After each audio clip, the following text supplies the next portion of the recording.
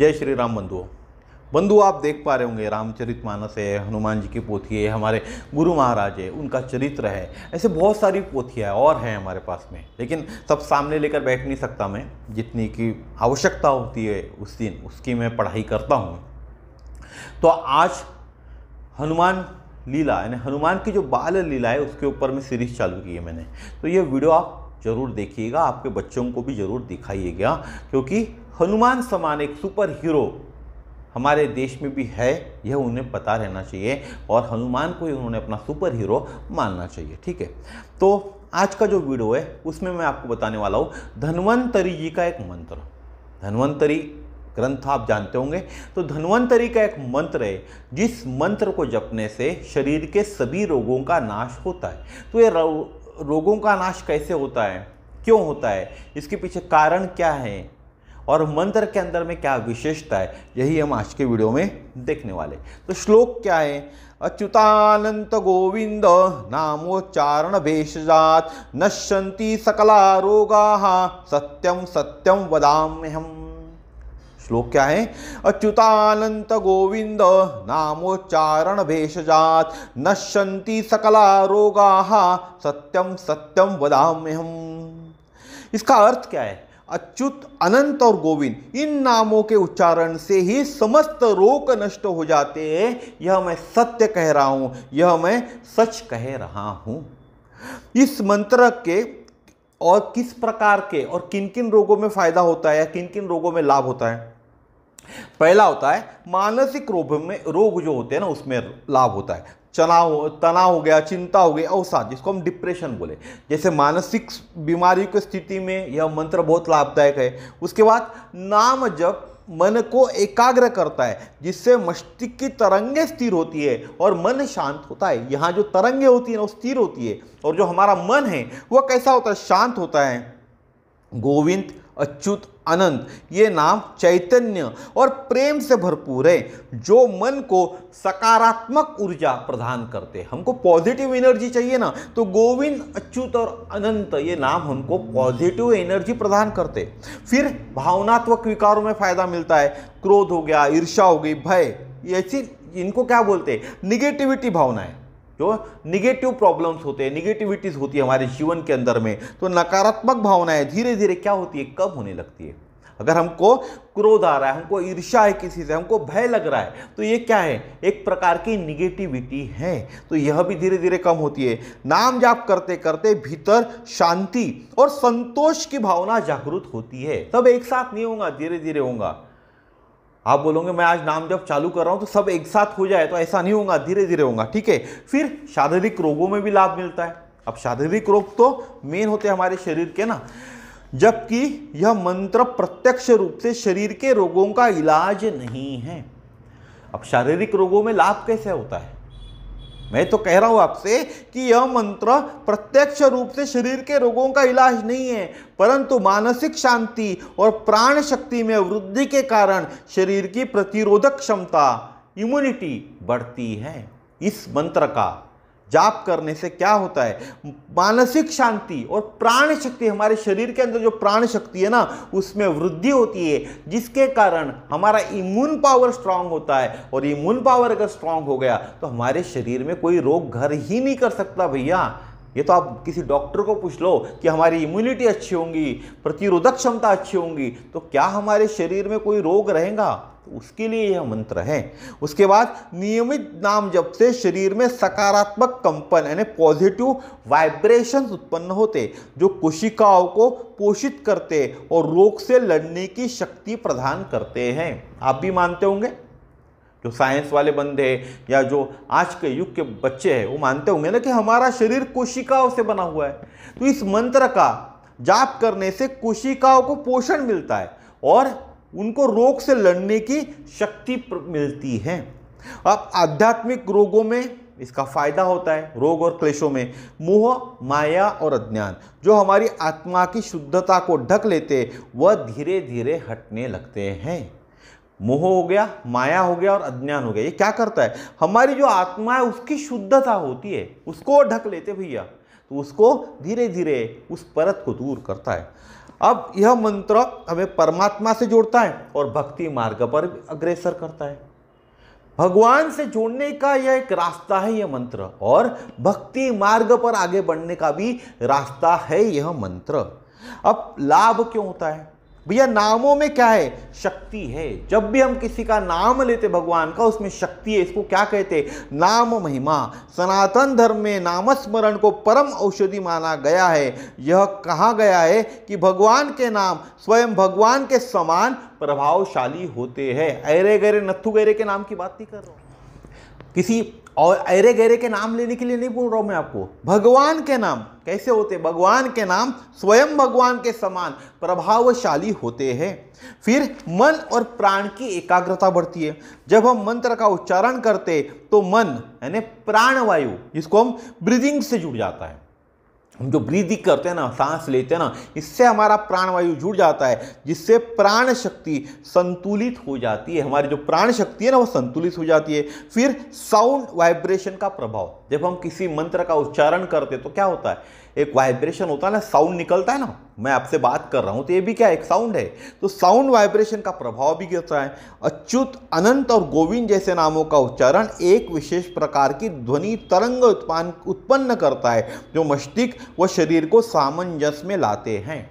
अब बहुत से लोगों को यह मंत्र बोलने में दिक्कत आ रही होंगी, तो उन्होंने क्या करना चाहिए? अच्युत, अनंत और गोविंद इन नामों का उच्चारण करें। हो सके तो पूरा मंत्र ही उच्चारण करें, जिससे अधिक लाभ मिलेगा। लेकिन जिनको नहीं आता भाई, कोशिश करके हार गए, तो अच्युत, अनंत और गोविंद ऐसे नामों का उच्चारण करें। और ये नाम कैसे है? भगवान के नाम है। किसी दोस्त के नाम समझकर उच्चारण मत कीजिए, भगवान के नाम ऐसे उच्चारण कीजिए। तो ये क्या करेंगे? ये एक प्रकार की विशेष ध्वनि उत्पन्न करेंगे, जो मस्तिष्क और शरीर को सामंजस्य में लाते हैं। उसके बाद श्रद्धा और विश्वास चाहिए। जब किसी मंत्र में पूर्ण श्रद्धा से जप किया जाता है तो शरीर और मन स्वयं उस ऊर्जावान स्थिति में आ जाते हैं, जिससे रोग नष्ट हो जाते हैं। जैसा मैंने अभी आपको ये मंत्र बताया, तो आपके शरीर में आप यह सोचिए कि इस मंत्र के जाप से मेरे शरीर के अंदर में कोई भी रोग नहीं है, मेरा शरीर स्वस्थ हो चुका है, मेरे शरीर से रोग पूरे बाहर निकल गए हुए, मेरा शरीर जैसा पहले था जन्म के समय वैसा ही है।